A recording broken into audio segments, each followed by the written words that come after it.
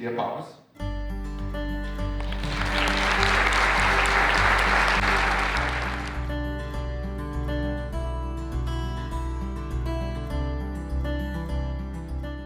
My older sister, her name is Angelique, we call her Ange. She got married this last September in Utah, which is where I'm from. It was a beautiful, beautiful wedding. It happened to be one of the best days of my life. It wasn't my wedding. I'm Greek, her husband is Greek, and it was a big, fat Greek wedding.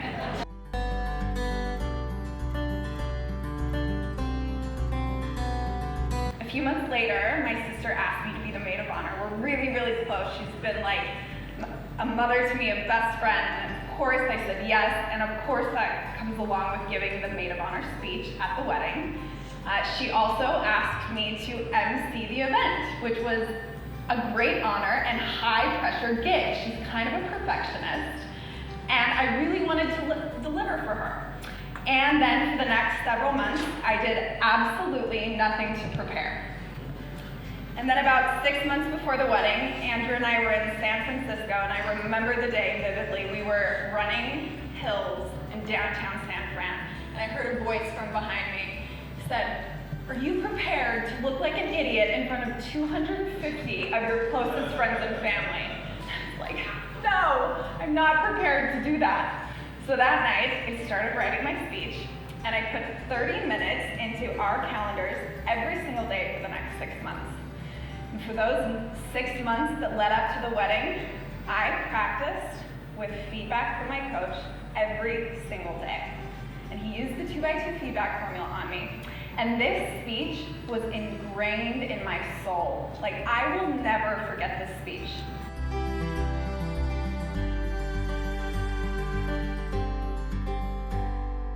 It was a little risky, this story, and it was a hit. Like, the audience was cheering and crying and laughing. It went better than I could have ever imagined. And as soon as it was over, I headed directly to the bar, because that's what I was aiming for the whole time. And I was stopped by a woman who was really complimentary about the speech, and she said, "I love that, it was really memorable." And we started having a conversation, and a few minutes later, her husband joined the conversation, and he too was very complimentary, and he said, "I was really impressed by that. What do you do?" And I said, "Well, I help leaders, salespeople, and customer success execs become magnetic human beings." And he said, "Well, if you help people do what you just did, I would love to talk to you. I run a company, and I would love to have a meeting to see if there's something that you can help us with." And I was like, "That's awesome. Of course, we'll connect after the wedding. Like, this is great. I just got a lead out of my sister's wedding."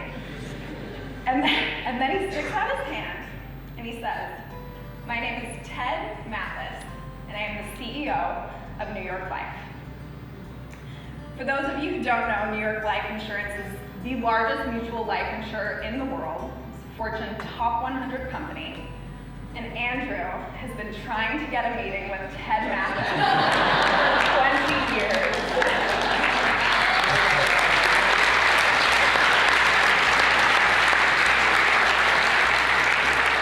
Hence why this was the greatest day of my life. We are due to meet with Ted in his head office in New York in just a few weeks, January 30th. And you might say that it was luck, and you would be right. It was lucky that Ted was even in the audience that day. But as the famous golfer, South African golfer, Gary Player says, "The more I practice, the luckier I get." Thank you.